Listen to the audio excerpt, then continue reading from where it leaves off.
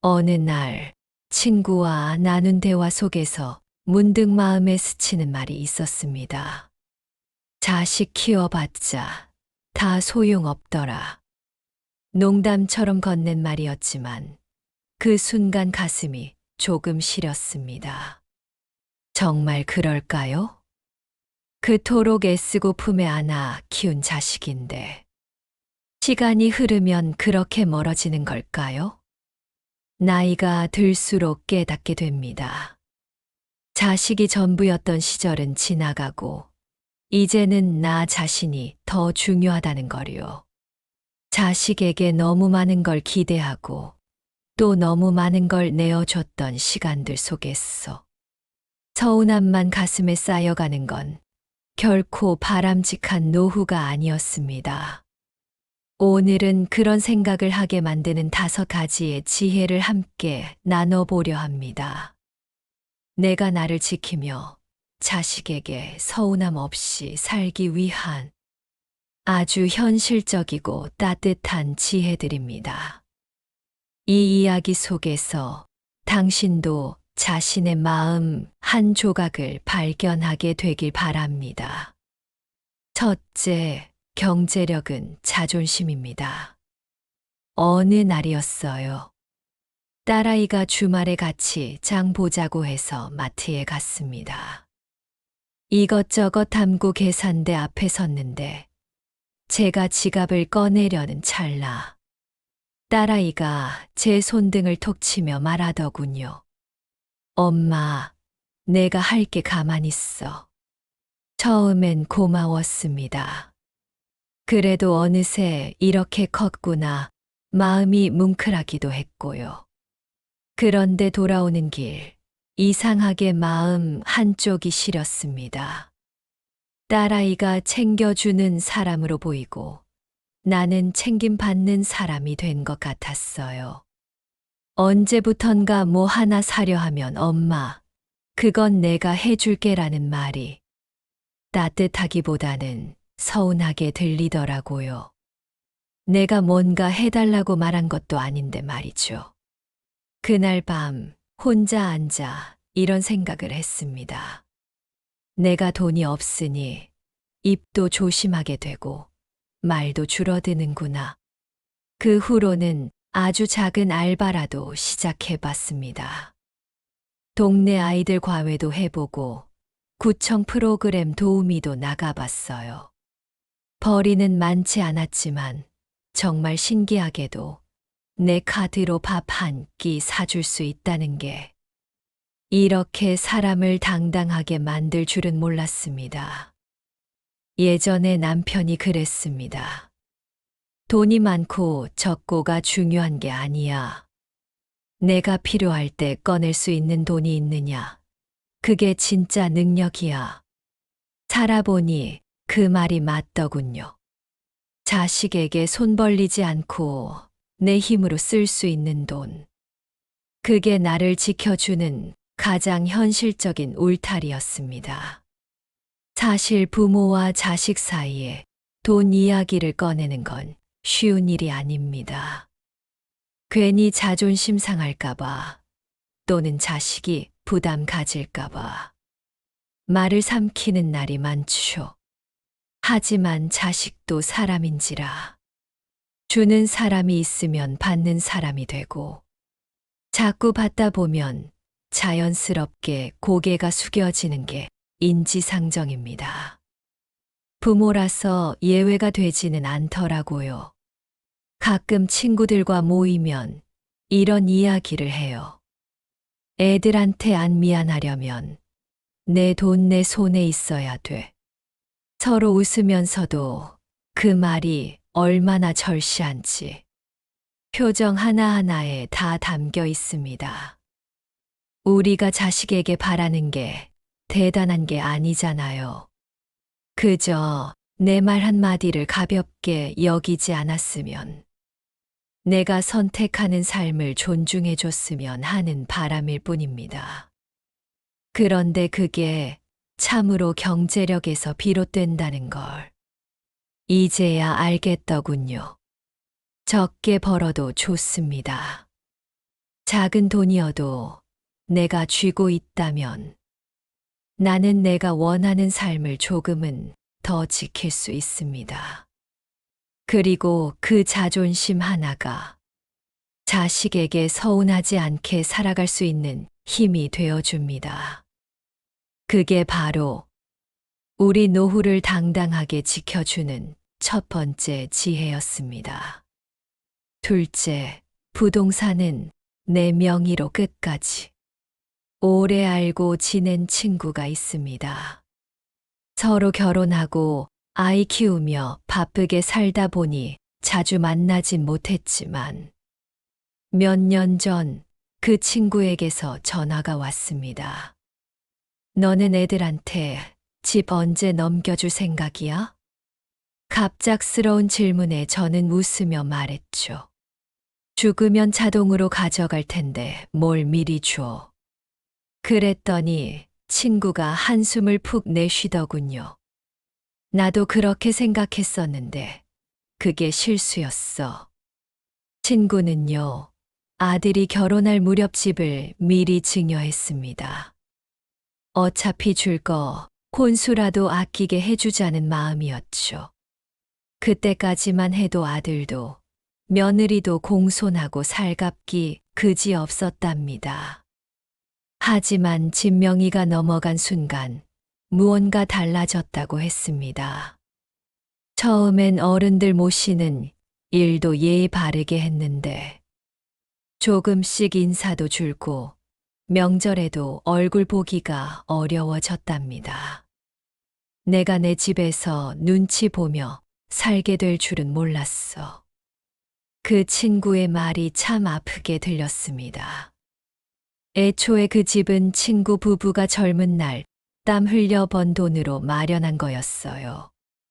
허리 휘도록 일에 한 푼, 두 푼 모아 겨우 장만한 집이었죠.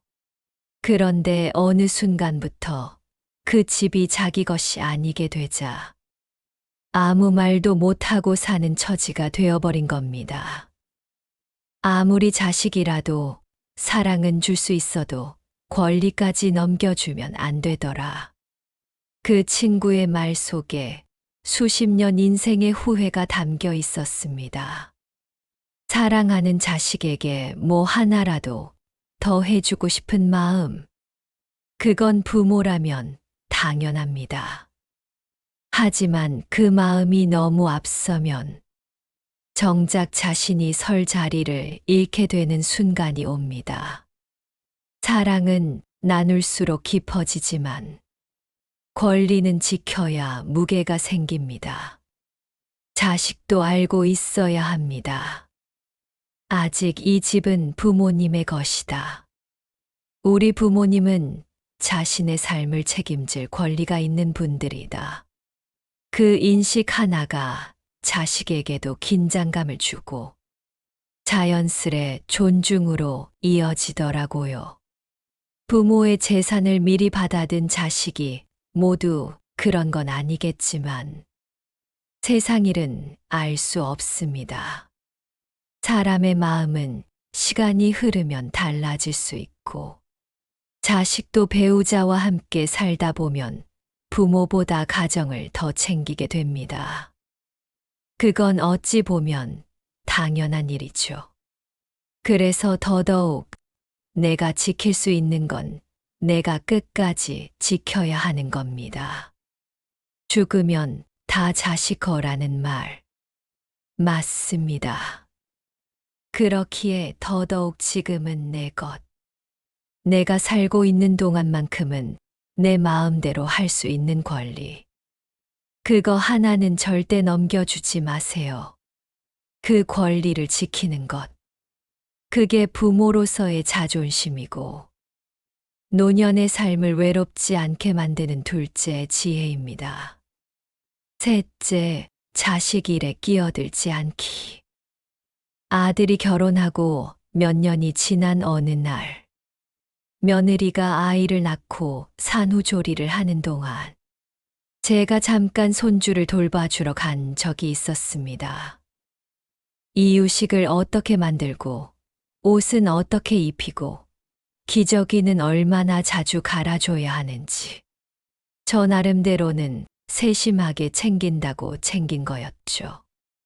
그런데 며칠 지나지 않아 며느리가 조심스레 말하더군요. 어머님, 저희는 조금 다르게 하고 있어서요. 아기가 이 시간엔 자야 하거든요. 그 말을 듣는 순간 얼굴이 화끈해졌습니다. 내가 뭘 그렇게 잘못했나 싶은 마음에 서운함이 스멀스멀 올라왔죠. 마음속엔 이런 생각도 들었습니다. 내가 너희 엄마처럼 해줬으면 벌써 두세 배는 고마워했겠다. 내가 이 애를 어떻게 키웠는데 그걸 내가 몰라? 하지만 그날 밤 혼자 누워 생각해보니 문득 이런 자각이 들더군요. 아, 내가 이 아이의 엄마가 아니라는 걸 잊고 있었구나. 우리는 자식을 키우며 너무도 많은 걸 내어줍니다. 시간, 정성, 희생. 그래서 그 아이가 어른이 되었을 때에도 여전히 내 사람이라는 생각을 버리지 못하죠. 그러다 보면 조언이라는 이름으로 참견을 하게 되고 걱정이라는 이유로 간섭하게 됩니다. 내가 너를 위해 얼마나 했는데. 이 말은 때론 사랑 같지만 사실은 미련이고 독이 되기도 합니다. 그 말을 들은 자식은요, 마음이 답답해집니다. 자신의 삶을 살아가려는 발걸음 앞에 끊임없이 과거의 빚이 따라붙는 느낌이 드니까요. 저는 그 뒤로 자식 일엔 한 발 물러서기로 마음먹었습니다. 물론 조용히 지켜보는 게 쉽지만은 않아요. 속이 터질 때도 있고, 그건 아니지 싶은 순간도 많습니다. 하지만요, 참는 만큼 자식은 자랍니다. 그리고 자식 스스로 풀어가는 그 과정을 바라보는 것도 부모로서의 깊은 지혜입니다. 예전 어느 날, 딸아이가 힘들게 직장을 옮긴 뒤, 엄마, 그때 아무 말 안 해줘서 고마웠어 하더라고요. 그 말 한마디에 눈물이 핑 돌았습니다. 제가 할 수 있었던 건 조언도 도움도 아니었습니다. 그저 지켜봐 주는 믿음, 그리고 매일 아침 전하는 힘내라는 문자 하나뿐이었죠. 사실 자식에게 가장 큰 위로는 누군가 대신 싸워주는 게 아니라 내 편이 되어주는 그 마음 자체일 겁니다.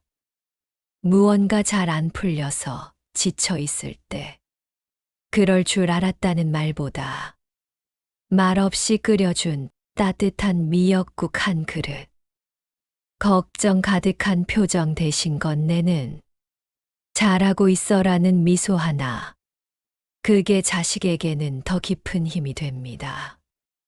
우리는 자식의 인생을 대신 살아줄 수 없습니다. 그저 그 길 위에서 넘어질 때 받쳐줄 손이 되어주고, 올라설 때 박수 쳐줄 눈이 되어주는 것. 그것이 부모가 할 수 있는 가장 아름다운 동행입니다. 그래서 말입니다. 자식 일에 끼어들지 않는다는 건 마음을 떼는 게 아니라 마음을 더 깊이 품는 일이라는 걸 이제야 조금씩 알 것 같습니다. 넷째, 배우자는 노년의 울타리입니다. 어느 날 친구들과 점심을 먹으며 이런 이야기를 나눈 적이 있어요. 결국 자식은 다 떠나고 남는 건 남편뿐이더라. 누구 하나 예외가 없었습니다. 딸도 아들도 결혼하고 애 낳고 살림 꾸리면 그때부터는 전화 한 통, 얼굴 한 번 보기 어려워지죠. 물론 그게 섭섭한 일이지만 이해도 됩니다. 우리도 그 나이 땐 그랬으니까요. 그런데 더 씁쓸한 건 그렇게 자식들이 각자 삶으로 멀어지고 난 뒤 곁에 남은 배우자와도 서먹해진다는 겁니다. 같은 집에서 밥 먹고 자고 텔레비전도 같이 보는데 정작 마음속 얘기는 전혀 나누지 못하는 사이.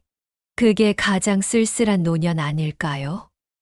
저 역시 그런 적이 있었습니다. 남편과 같이 살면서도 대화가 없던 시절이 있었죠. 하루 종일 말 한마디 없이 지나다가 TV에서 부부가 손잡고 걷는 장면만 봐도 괜히 울컥했어요. 나는 왜 저렇게 못 살았을까? 언제부터 이렇게 멀어진 걸까? 그런데 어느 날 남편이 조심스럽게 건넨 한마디가 있었습니다. 요즘 너 웃는 거 보기 힘들다. 그 말이 뭐라고 눈물이 왈칵 쏟아지더군요. 그날 처음으로 남편에게 제 마음을 털어놨습니다. 나 많이 외로웠어. 누구랑도 얘기 못했어. 근데 당신한테는 말할 수 있을 것 같아. 자식 앞에서는 약한 모습 보여주기 싫어. 입 꾹 다물고. 친구들에겐 괜히 신세 지기 싫어. 웃고만 있던 그 감정들. 결국 내 마음을 털어놓을 수 있는 사람은 함께 살아온 배우자밖에 없다는 걸 그때야 알게 됐어요. 노년엔요, 사랑의 방식이 달라져야 합니다. 젊을 땐 불꽃 같았던 감정이 지금은 단단한 울타리로 바뀌어야 하는 시기예요. 괜히 큰 소리 내지 않기. 하루 한 번은 서로 눈 마주치기. 가끔은 괜찮냐고 안부 물어주기. 그게 다정이고 사랑입니다. 사소한 다툼은 지나가고 나면 다 부질없는 일이 되죠. 누가 먼저 밥을 했는지, 누가 말을 안 했는지. 그런 것보다 더 중요한 건 같은 지붕 아래 끝까지 서로를 바라봐 주는 눈빛입니다. 자식이 아무리 잘해도 당신 옆에 남아있는 건 결국 배우자입니다. 병원에 갈 때, 밤에 불이 꺼졌을 때, 비 오는 날 창밖을 함께 바라봐 줄 사람. 그게 남편이고 아내입니다. 그래서 저는 요즘 남편에게 하루에 한 번씩은 말하려 합니다. 당신 덕분에 오늘도 괜찮았어. 그 말을 들은 남편이 쑥스럽게 웃으며 말하더군요. 나도 그래. 그 짧은 대화 하나에 참 오래된 온기가 느껴졌습니다. 부부란 자식보다 더 오래 함께할 인생의 동반자입니다. 다투지 않고도 곁을 지킬 수 있는 법은 서로에게 기대지 않으면서 마음을 나누는 겁니다. 자식은 언젠가 떠나갑니다.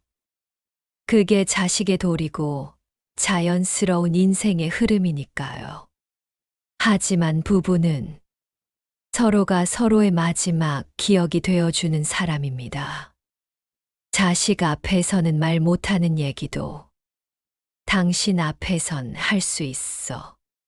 그렇게 말할 수 있는 배우자가 있다는 것. 그것이 우리가 지켜야 할 가장 따뜻한 울타리입니다. 다섯째, 효도는 바라지 않고 받아들이기. 요즘 애들은 부모한테 관심이 없어. 친구들과 모이면 가장 자주 나오는 말입니다. 전화 한 통 없는 아들, 생일을 까맣게 잊은 딸. 명절에 얼굴 한 번 안 비추는 자식들 이야기가 빠지질 않죠. 그럴 때면 속으로는 괜찮다고 하면서도 괜히 마음 한구석이 씁쓸해지는 건 어쩔 수 없습니다. 저도 그랬습니다. 생일날이었어요. 딸아이가 전화를 안 하는 겁니다. 설마 잊었나? 일이 바쁜가? 하루 종일 핸드폰만 만지작거리다 결국 잠자리에 들었는데 그날 밤 늦게 딸에게서 문자 한 통이 왔습니다. 엄마, 생일 축하해. 미안해. 정신이 없었어. 그 문자를 보는 순간 마음이 참 이상했어요. 기뻐야 하는데 한편으론 서운하고 또 한편으론 짠하고 그런데 다시 읽다 보니 문장 하나하나에 딸의 마음이 담겨 있더군요. 늦었지만 기억은 하고 있었고 미안하다는 말 안에 어쩌면 그날 하루의 고단함이 다 담겨 있었겠구나 싶었습니다. 우리는 자식에게 늘 표현을 바라고 그 표현이 없으면 사랑도 없는 줄 압니다. 하지만 자식들도 어른이 되고 하루하루 치열하게 살아가느라 때론 표현하는 법을 잊어버리기도 하죠. 말 한마디 없어도 추운 날 따뜻한 내복 하나 보내온 그 마음에 손주 사진 한 장 보내며 엄마 보고 싶다는 문자 하나에 그들의 사랑이 담겨 있는 걸 이제는 조금씩 알아가고 있습니다. 효도라는 건 사실 받는 것이 아니라 기다림을 내려놓는 것 아닐까요? 그 순간 마음이 편해지더군요. 예전에는 왜 안 해주지? 생각했다면 이제는 이 정도도 감사하다는 마음이 생깁니다. 요즘은 제가 먼저 딸에게 안부를 묻습니다. 잘 지내니? 오늘도 많이 바빴니? 그럼 딸이 꼭 그러더라고요. 엄마가 먼저 연락해줘서 다행이야. 나도 연락하고 싶었는데 늘 타이밍을 놓쳐. 그 말을 듣는 순간, 아, 내가 괜한 섭섭함으로 우리 사이를 더 멀어지게 만들 뻔했구나 싶었습니다. 기대하지 않으니 작은 것도 감사하게 되고, 바라지 않으니 표현 없는 마음도 느낄 수 있었습니다. 사랑은 꼭 겉으로 드러나야만 존재하는 게 아니니까요. 어쩌면 우리가 자식에게 바라는 효도는 큰 선물이나 특별한 날의 이벤트가 아니라 그저 나를 잊지 않고 있다는 작고도 따뜻한 징후일지도 모릅니다. 그걸 바라지 않고 받아들이는 순간 서운함 대신 평온함이 찾아오고 기대 대신 여유가 자리를 잡습니다. 그래서 이제는 자식의 표현이 느릴 때마다 마음속으로 이렇게 말합니다. 괜찮아, 마음은 알지. 조금 서툴 뿐이야. 그렇게 생각하는 날들이 쌓이니 예전보다 훨씬 더 가볍고 따뜻한 하루하루가 찾아오더군요. 효도는 바라지 않고 그저 다가오는 마음을 천천히 받아들이는 것. 그게 우리가 자식에게 서운하지 않고 살아갈 수 있는 마지막 5번째 지혜입니다. 이제 5가지 지혜를 함께 나눴습니다. 작게라도 경제력을 지켜야 하고, 부동산은 끝까지 내 이름으로 두어야 하며, 자식 일엔 조용히 한 발 물러서고, 곁에 있는 배우자와의 관계를 따뜻하게 지켜내고, 자식의 효도는 바라지 않고 조용히 받아들이는 마음. 돌아보면 결국 내가 자식 때문에 서운하지 않기 위해 지켜야 할 건 다른 누구도 아닌 바로 나 자신이었습니다. 지금 이 순간 내 삶을 위해 하루에 단 한 가지라도 내 기분을 위한 선택을 해보세요. 좋은 차 한 잔, 예쁜 옷 하나, 혹은 조용히 웃으며 나는 잘 살고 있다 말해보는 것. 그렇게 하루하루가 쌓이면 우리의 노후는 외롭지 않고 당당하고 무엇보다 평안해질 것입니다.